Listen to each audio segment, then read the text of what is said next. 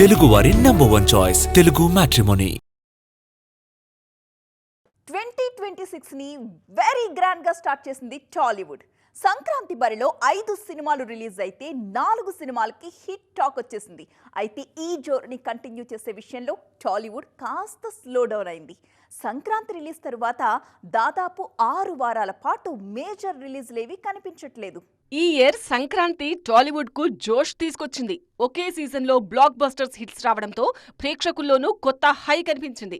కానీ ఈ జోరు కంటిన్యూ చేయడం విషయంలో టాలీవుడ్ మాత్రం వెనుకబడింది.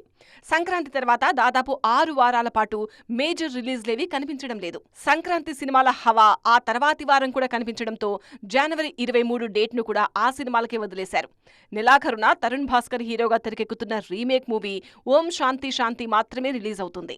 ఫిబ్రవరి నెలలోనూ స్టార్ హీరోల సందడి కనిపించడం లేదు. దీంతో యంగ్ హీరోలు తమ సినిమాలతో బరిలోకి దిగేందుకు రెడీ అవుతున్నారు. Vishwak Sen funky, Gunasekhar euphoria, Santosh Sobhan couple friendly సినిమాలు ఫిబ్రవరి డేట్స్ మీద దృష్టి పెట్టాయి. ఒక్క స్టార్ హీరో కూడా బరిలో లేకపోవడంతో ఫిబ్రవరి నెలలో థియేటర్ల దగ్గర పెద్దగా సందడి కనిపించే ఛాన్స్ లేదంటున్నారు విశ్లేషకులు. మరి ఈ గ్యాప్ ను మార్చి సినిమాలైనా కవర్ చేస్తాయేమో చూడాలి. తెలుగువారి #1 చాయిస్ తెలుగు మ్యాట్రిమోనీ.